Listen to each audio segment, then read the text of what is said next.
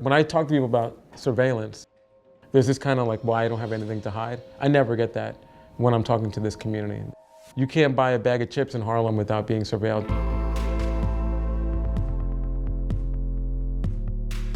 A crypto party is an event where people get together to talk about digital surveillance, digital safety, and what they can do to be safer, mitigate risk.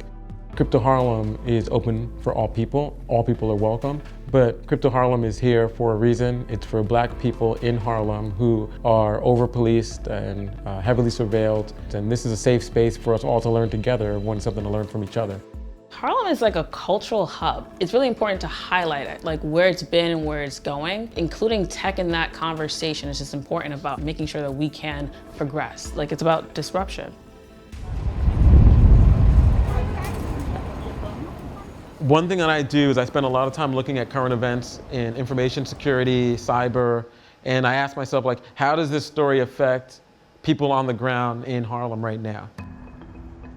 So I'll walk around for 3 hours, just handing out flyers, talking to people in the community, promoting the event, because you're not going to get the best people and a good representation of the community by posting it on Meetup or Twitter. That's just not reality. You need to go to the barbershops, you need to go to the hair salons, you need to talk to the pastor of that church and the imam of that mosque and really get down with the people. Can I give you this? It's a free class that we do right down around the corner over there.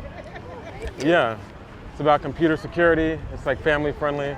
Talks about surveillance and a lot of other issues. In New York City, especially in communities like the Bronx and Harlem, we have this thing called stop and frisk. It's like very aggressive and it's dehumanizing.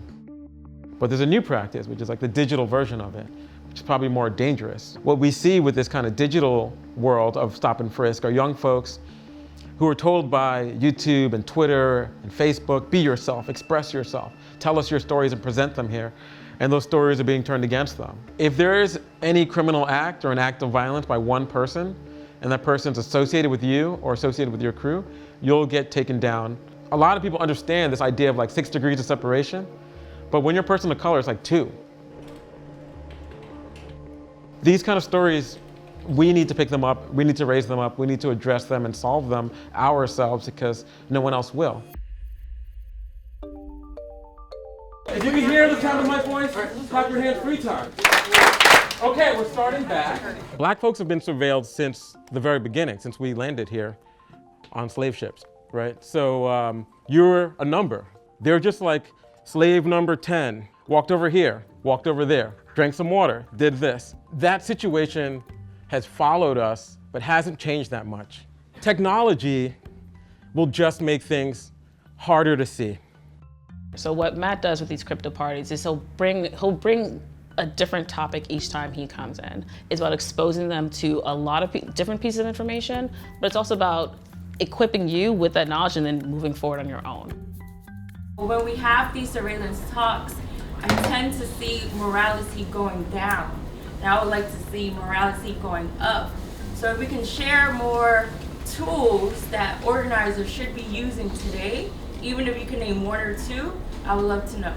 I think he does a really good job of then trying to encourage you to take control of whether it's your privacy or it's learning about blockchain or it's learning about Bitcoin. Like he really tries to empower people.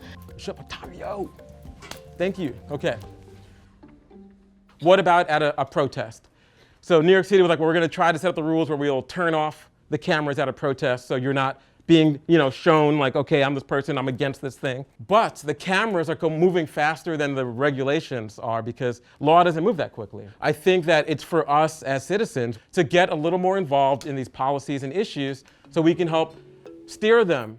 People are hungry for this, and there's so many community leaders who are already here, and coming into a room like this just kind of gives you an affirmation, like, yes, we're on the right path.